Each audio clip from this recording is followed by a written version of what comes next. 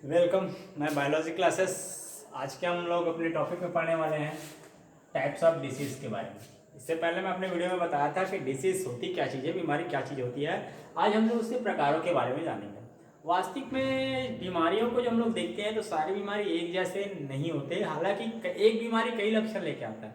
जैसे सिंपल सी मलेरिया की बात करें तो मलेरिया में बुखार भी आता है, ठंड भी होती है, प्यास भी अधिक लगता है, सर में दर्द भी होती है, शरीरों में जोड़ में दर्द, कई सारे लक्षण। एक बीमारी कई सारे लक्षण लेके आता है, लेकिन बीमारी के जो प्रकार होते हैं, ठीक है, वो बहुत सारे होते हैं, सब अलग अलग होते हैं। तो इन्हीं बीमारियों के प्रकारों के बारे में आज हम लोग पढ़ेंगे। ठीक है, तो सबसे पहले अपन देखते हैं ये रोग होता क्या चीज है। मैं पहले बता चुका हूं कि रोग की दशा जब हम बोलते हैं, जब हम अपने सामान्य कार्य को भी आसानी से कर नहीं पाते हैं, तब उसको क्या बोलते हैं, रोग बोलते हैं। ये जो होता है वो सामान्यतः मुख्यतः दो टाइप्स के होते हैं। एक होता है जन्मजात, ठीक है, ठीक है, और दूसरा होता है उपार्जित।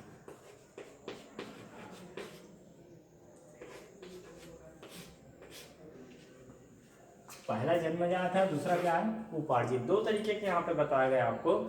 जन्मजात का मतलब ऐसे बीमारी जो किसी व्यक्ति में जन्म से होती है, उसको क्या बोला जाता है, जन्मजात। और जन्म लेने के उपरांत जब किसी व्यक्ति को कोई बीमारी होती है तब उसको क्या बोलते हैं, उपार्जित। मतलब इस वातावरण, इस माहौल के कारण जब हमें बीमारी उत्पन्न हुई है तब उसको क्या बोला जाता है, उपार्जित बोला जाता है। ठीक है, आज हम लोग जन्मजात के बारे में बात करेंगे। तो ये जन्मजात जो होता है, ठीक है, वो अलग अलग टाइप्स होते हैं। हम पहले बात करते हैं हंसियाकार के बारे में। ठीक है, हंसियाकार की बात करते हैं तो वास्तविक में इस रोग के बारे में आप लोग बहुत सुने होंगे। इसको सिकल सेल एनीमिया के बारे में बात करते हैं, या रक्त अल्पता भी बोलते हैं। रक्त अल्पता, रक्त खून की कमी की बीमारी। ये जो बीमारी होती है वास्तविक में कास्ट बेसिस कुछ ध्यान में आता है। साहू लोग को 90% होने की जितनी भी सिकल सेल एनीमिया है उनके सारे लक्षण साहू लोगों को अधिकांश दिखाई देता है, जिसके कारण से जो ब्लड में आरबीसी जो होता है, आरबीसी का जो आकार होता है वो कैसा होता है, गोलाकार होता है। लेकिन इनमें पूर्ण रूप से ऑक्सीजन वहन की क्षमता नहीं पाए जाने के कारण इनका जो आकार होता है वो कैसा होता है, राउंड शेप हो जाता है, हंसियाकार हो जाता है। ठीक है, चलिए दूसरे की बारे में बात करते हैं। दूसरा होता है हीमोफीलिया। ठीक है, हीमोफीलिया के नाम से इसको जाना जाता है। हीमोफीलिया एक ऐसी बीमारी है जिसके माध्यम से जो एक व्यक्ति का जो रक्त होता है उसमें थक्का बनने की क्षमता नहीं होती है। ठीक है, तब इसको क्या बोला जाता है, रक्ताल्पता। इन सारी बीमारियों के बारे में आपको और विस्तृत जानकारी, एक एक के टॉपिक के बारे में मैं विस्तृत जानकारी अलग से दूंगा मैं आपको। ठीक है, चलिए तीसरा होता है, इसी के अंतर्गत आता है आपको फेनिलक्यूटोन्यूरिया।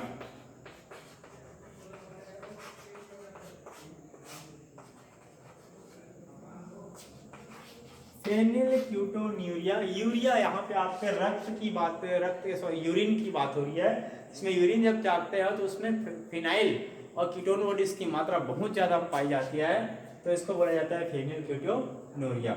ये रहा आपके जन्मजात टाइप्स के बारे में बात करते हैं। दूसरी ओर हम लोग देखते हैं जिसमें आता है आपका उपार्जित। ये जो उपार्जित होता है वो बहुत ही मोस्ट टाइप का होता है। ये खास टाइप से बात किया जाए तो ये जो होता है वो फिर से दो टाइप में बटा हुआ होता है। ठीक है, दो टाइप का मतलब ये जो होता है, एक होता है संक्रामक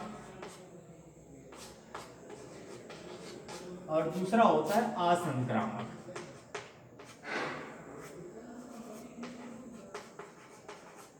ऐसी बीमारियां जो एक व्यक्ति से दूसरे व्यक्ति में पहुंचती है या फैलती है उसको क्या बोला जाता है, संक्रामक रोग बोलते हैं। और ऐसी बीमारियां जो एक से दूसरे में फैलती नहीं है वो क्या बोला कहलाता है, असंक्रामक रोग। तो संक्रामक रोग यदि है तो उसमें रोग जनक होंगे, रोगाणु होंगे, तब जाके वो किसी माध्यम या वाहक के द्वारा एक व्यक्ति से दूसरे व्यक्ति तक फैलेगा।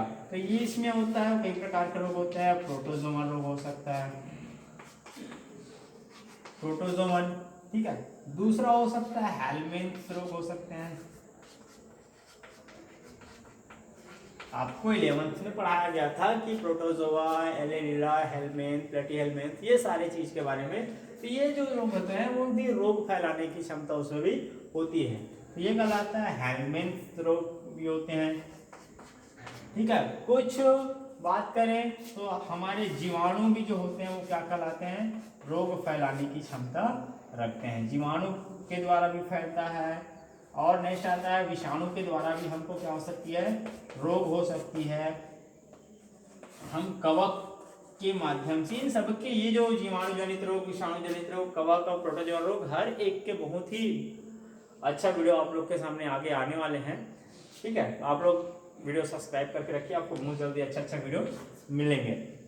तो प्रोटोजोआ रोग, हेलमेंथ, जीवाणु, विषाणु, कवक, फंजाई से भी कई सारे रोग होते हैं। दांत, खाज, खुजली, ये सारी चीजें भी रोग पहुंचा जाते हैं। ये कोरोना की बात करते हैं, विषाणु से जनित रोग है। बैक्टीरिया जो होने वाले हैं, इससे भी बहुत सारी बीमारी हमको फैलती है। तो ये जो होता है, ये जो है वो एक से दूसरे व्यक्ति तक फैल रहा है। इस कारण से इसको किसके अंतर्गत रखा गया है, संक्रामक रोग के अंतर्गत रखा गया है। दूसरी ओर बात करते हैं असंक्रामक रोग के बारे में। तो असंक्रामक रोग मुझसे किसी और को नहीं फैलने वाला है, या किसी अन्य से किसी दूसरे को फैलने वाला नहीं है।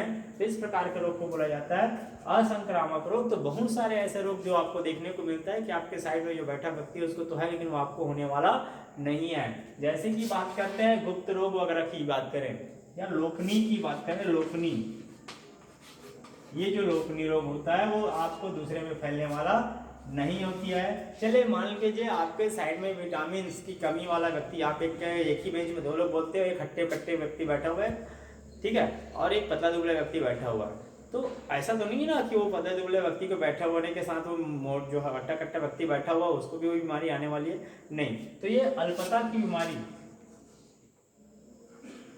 ये अल्पता की बीमारी जो कमी की बीमारी होती है वो भी दूसरे को होने वाला नहीं है।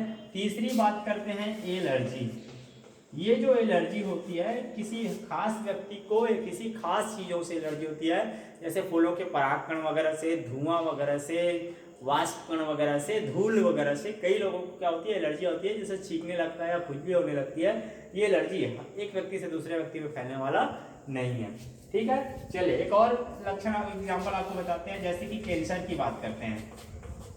कैंसर जो होता है वो किसी भी शरीर में ऊतकों की अनियमित जब वृद्धि होती है तब उसको क्या बोला जाता है, कैंसर बोला जाता है। क्या किसी एक व्यक्ति को कैंसर तो दूसरे में होने की चांसेस ये नहीं है। आपको इस कैंसर वाले व्यक्ति से डरने की जरूरत नहीं है। ये किसके अंतर्गत आता है, असंक्रामक रोग के अंतर्गत आता है। ये हमारे टाइप का किसके क्या थे, डिसीज के थे। इस हर एक रोगों के बारे में हम आगे आने वाले वीडियो में